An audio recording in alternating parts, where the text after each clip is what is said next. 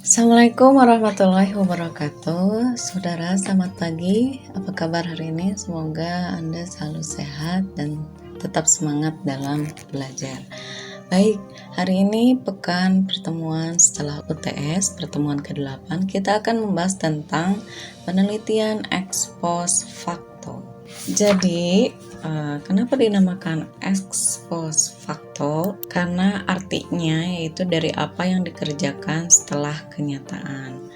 Maksudnya, di sini penelitian itu di mana variabel-variabel bebas telah terjadi ketika peneliti mulai dengan pengamatan variabel terikat dalam suatu hubungan. Jadi antara variabel bebas dengan variabel terikat itu terjadi secara alami dan peneliti ingin melacak apa kemungkinan faktor terjadinya hubungan tersebut.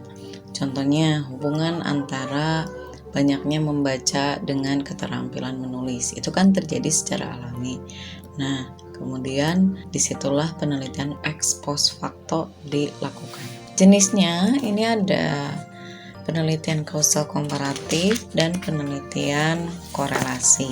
Jadi, penelitian korelasi itu melibatkan hubungan antara dua variabel atau lebih. Perbedaannya adalah kalau dalam ex post facto tidak memanipulasi keadaan variabel yang ada penelitinya. Kemudian ada 3 karakteristik dari penelitian korelasi. Yang pertama, penelitian korelasi tepat jika variabel kompleks dan peneliti tidak mungkin melakukan manipulasi dan mengontrol variabel seperti dalam penelitian eksperimen. Kemudian yang kedua, memungkinkan variabel diukur secara intensif dalam setting lingkungan yang nyata.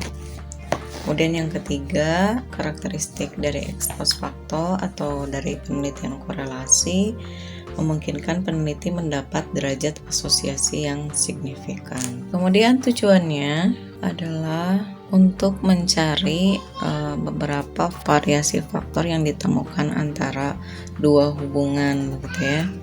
Kemudian rumusan pertanyaan penelitiannya yang pertama, adakah hubungan antara dua variabel, bagaimana hubungan variabel tersebut, dan berapa besar hubungan kedua variabel tersebut.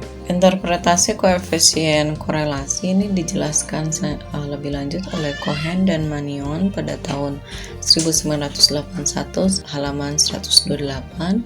Jika korelasinya 0,20 sampai 0,35 ini hubungannya lemah. Jika R-nya 0,35 sampai 0,65 ini sedang. Jika R-nya 0,65 sampai 0,85 cukup tinggi. Dan jika R-nya lebih dari 0,85 dikatakan tinggi. Yang selanjutnya, kapan seorang peneliti menggunakan penelitian korelasi? Apabila ada hubungan antar variabel di mana koefisien korelasi itu dapat mencapainya. Kemudian apabila ada variabel yang kompleks yang tidak mungkin dapat dikontrol atau dimanipulasi, maka kita menggunakan korelasi. Kemudian apabila ada variabel atau hubungan yang ada itu dalam setting yang realistis, jadi bukan dalam hubungan yang dieksperimenkan.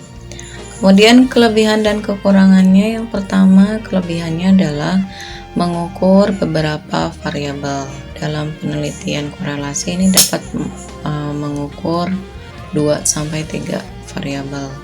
Kemudian kelebihannya yang lain adalah variabel yang berkontribusi dapat diteliti. Jadi kalau ada variabel bebas, variabel terikat, kemudian di tengah-tengahnya ada variabel interpening, begitu ya. Misalnya antara kekerapan membaca dengan keterampilan menulis.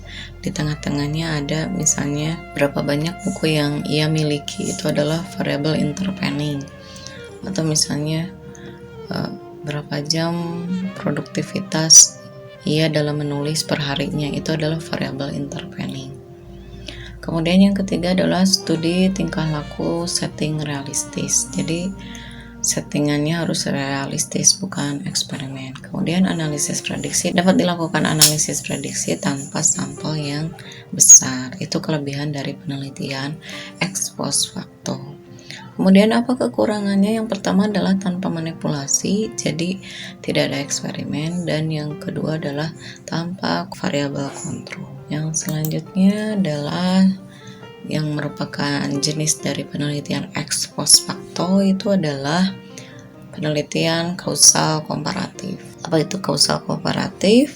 Jadi ini adalah penelitian hubungan sebab akibat. Pengertiannya di sini, variabel telah terjadi, variabel penyebab dan variabel yang dipengaruhi telah terjadi dan diselidiki dengan cara merunut kembali. Jadi nanti kalau dalam kausal komparatif dirunut kembali bagaimana pengaruh dari variabel terikat ke variabel bebasnya. Misalnya apa ya pengaruh yang terjadi jika seorang anak tanpa masuk sekolah TK kemudian masuk SD. Kemudian apa yang terjadi bila mahasiswa yang dari SMA tanpa melalui mata kuliah matrikulasi langsung mengambil mata kuliah teknik, begitu ya.